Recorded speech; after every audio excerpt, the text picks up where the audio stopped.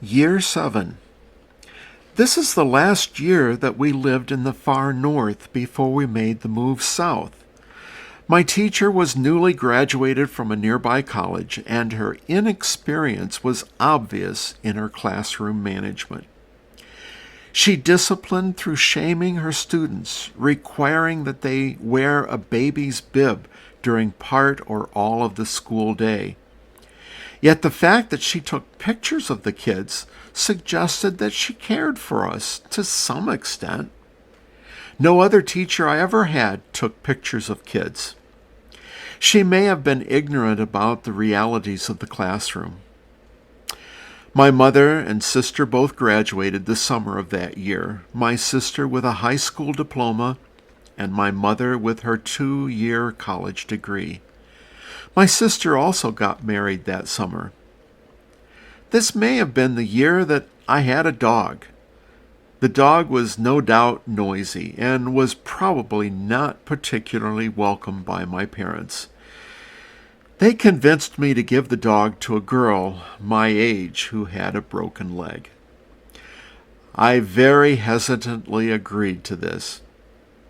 To tell you the truth, I wasn't that fond of the dog, but I realized I was being forced to give away something that was mine.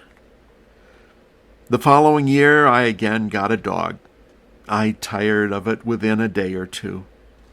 I never really liked dogs until many years later, when I was in my 60s, and my landlord had 2 dogs that I grew to love over time. This was the year I learned to mow the lawn. I recall the mower had some sort of device on it that sprayed for bugs or weeds using the exhaust. I wonder how safe it was. I think it broke after being used 2 or 3 times, and that may have been for the best. And then I remember Elvis. My sister enjoyed listening to him sing on the radio. I really couldn't see what all the excitement was about. But then my kids never could see why I liked the Beatles and the Moody Blues and Crosby, Stills and Nash. I guess every era has its favorites. Here are the stories for my 7th year of life. Child-sized salvation. My understanding of what it was to become a Christian, which has been helped by my study of children's spirituality in the last 3 decades of my career. I'll put them together as well as I can and see how God was involved in all that took place.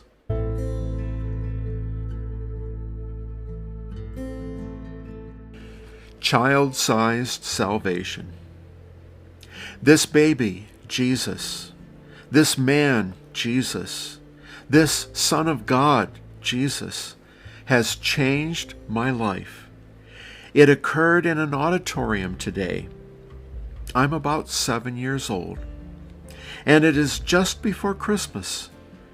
I do not claim to understand it all, not even what the speaker wanted me to do, except to come forward and become a Christian. I think some others did so, and I wanted to be part of this as well. I prayed with some prompting from the leaders and found a new way of living. I was asked to give a testimony, which meant I should talk about what I just did so everyone could know. It was more or less a requirement of the church, and it's described in the Bible, at least for adults. But I stood on my seat, and that was tough to do because it was a theater seat. And I said Jesus had forgiven my sins and I was going to live for God. I was probably not sure exactly what that meant, but I knew that was what I should say. This was no Paul on the Damascus Road experience. There was no blinding light, no voice from above as in Acts 9, but it was real, and I was convinced it was real. My theology and vocabulary were insufficient to describe what happened, but I was sincere in my heart. Over the last 50 plus years, I've learned a good bit about such experiences by children. I'm going to attempt to give that testimony again this time engaging my adult mind as I reflect upon what I've learned and studied about children. While in no sense do I minimize the experience of salvation, I also want to recognize the beauty and depth of spirituality prior to the salvation experience. I also must recognize those who do not have such a crisis experience can more or less grow into faith. Sometimes their faith is every bit as strong as mine, and sometimes even stronger. So I'll give it a try.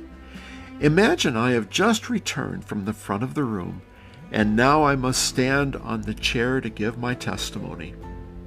If I had my present understanding of the Bible, the social sciences, and children's spirituality, how might I describe my life up to that point, and how would I have explained what happened that night? Well, here's the fruit of my imagination and study. I am today at 7 years of age committing my life to Jesus. This is my decision, not from living many years as a wayward sinner, although I certainly have sinned, but from growing to know Jesus that I have seen in my parents, my sister, and even my brother. I have seen that Jesus in my teachers at school and those who lead Sunday school. I think I've known Jesus for a long time, even from before I was born, but now I'm giving my life to him. I know I will fail him many times, but I have every confidence that he loves me and will help me throughout my life, in spite of my sin. I know he forgives me, and I know I should never confuse sinlessness with salvation. I think I've known Jesus a long time because I remember the security of being inside my mommy before I was born. I think Jesus was there with me. He knew me as he put me together, my arms and my legs, my brain and my feet, every part of me. He could see me even in the darkness of my mother's body. Psalm 139, verses 11 and 12. He wove the parts together like a tapestry according to his plan, and wrote all of the days that were ahead of me, even when they did not yet exist. Psalm 139, verses 13 to 16. I knew I was his because he somehow wrote on my body that I was his. And he even called me by name, by his surname, though I did not yet know him as Savior. Isaiah 44, verse 5, and 45, verse 4. And then I entered the channel that led from the security of my mother's body to the outside world. It was a journey from the darkness to the light, as every birth is. I'm not sure what day it was, but God knows, and I am certain of that fact. I was blessed to be born in the family of a man who had been a minister. He had a wife, a daughter, and another son. My family is the only family that has those specific kids, and the only family to live at the time they lived at certain places, and the only family that had 3 kids that acted the way we acted. What I felt more than anything was the love they showed me. It was the right time and the right place for another son, their 3rd child. But I also know I only began to be born that day. It would take a complete lifetime for me to be born completely. It takes a full lifetime for any of us to be fully born. I will be completely, totally, fully born one of these days. But sometimes, even though I have a great family, sometimes I feel alone. I feel that they've forgotten me. I feel like I've been thrown out and left to die. And it's then that I know God picks me up and says, live and grow like a plant in the field. Show my beauty and be my child. That quotation is from Ezekiel chapter 16, verses 4 through 7. I came to know Jesus by looking at my mother's face as a baby. I was looking for God, and I saw her face. I stared at it and sensed something deep was happening. And it was. I was learning that the mystery and strangeness of living was connected with a point of stability and love and time for me. I looked in my mother's face and thought she was the person that brought these things to me. And in a sense, she was. But later, months later, I came to realize she was not always there to meet my needs. Sometimes she was someplace else. I did not realize it right away, but her face was simply an early imprinting upon me of what I needed, and that was God. And God again was beginning a creation. But before I could know that, I had to experience the void, the abyss, the nothingness, the meaninglessness, and the emptiness of the abyss, created within me when I realized my mother was not what I thought. I thought she was what it took to be content and whole, but she proved not to be perfect. I felt the abyss. The world was formless and void.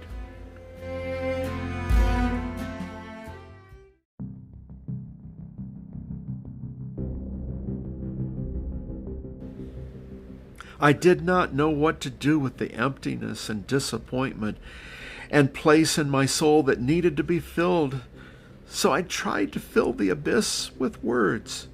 I tried to make sounds, but they didn't sound like the words of those big creatures in my life, my parents, my brother, and my sister.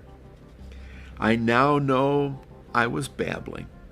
But I tried to talk and was utterly frustrated when I realized I could not do what they do. But I kept trying, and they encouraged me, and finally I said my first real word. Then I said a second word, and before long I had dozens of words. The words were good. It was a beginning, and in the beginning was the Word. John chapter 1, verses 1 through 5. There was a movement of breeze. The Spirit moved. But I still knew there was an emptiness. The abyss, the void, was still there. Perhaps I sensed another word would help eventually, but now I felt the emptiness. Darkness covered the deep. I was about 18 months old when my mother got very ill. I didn't know it then, but she almost died. She spent 2 weeks or more in a hospital. During that time, my father and sister had to go to school because that's where Dad worked, and that's where my sister learned. My brother was in an institution, so for about 2 weeks, perhaps more, I lived with a woman I really didn't know. Now, she was probably nice to me, but now I understand that even a 2-week separation from other members of the family can create problems in a child. The great child psychologist John Bowlby states that kids that have such separations at that age go through some of the stages of grieving. The net result is anger, apathy, and distrust of others. He said there is a disconnection between the self and one's own feelings. Thus, such injuries create both wounds and defenses against the world that set the stage for adult depression. I eventually came to believe that perhaps if I could do things myself instead of depending upon others, perhaps that would help me get rid of the abyss. So I began by walking. It took a while as I fell and got up and tried again countless times. And sometimes Jesus picked me up and took me in his arms and showed me how to walk. I had long ago learned that God could bend down and feed me. It was the arms and mouth of my mom, and sometimes my sister or my dad. But now I know they were really God's arms and mouth. Hosea 11, verses 1 through 4. And God was still there when the abyss cried out to me to try to fill the void with myself. It was not enough to walk and to be held and to be fed, but now I wanted to do it myself. I had been satisfied for a long time with the garden, but now I was tempted to eat the forbidden fruit. I wanted to do it my way and not listen to those big creatures called adults. What I did not know was that when I came to this point in my life, I would find the abyss had become larger and deeper because I was now removed from the garden of innocence and dependence for the rest of my life. There are angelic creatures that prevented any return to infancy. See Genesis 3, verses 1 through 7. So I did it my way, but I had to work at it. I loved the toys and sandbox of those early years before school, but sometimes I was naughty and hurt others and was hurt by others. The nasty names, those names hurt me deeply. And I know that I hurt others just as deeply by the words that I used. So why would I do that? And why did others do that? Terence Real says it is part of how we are socialized as boys. We learn to distance ourselves from our own humanness as well as the real humanity of others. If we think of people as objects, we can call them anything and not consider how it makes them feel.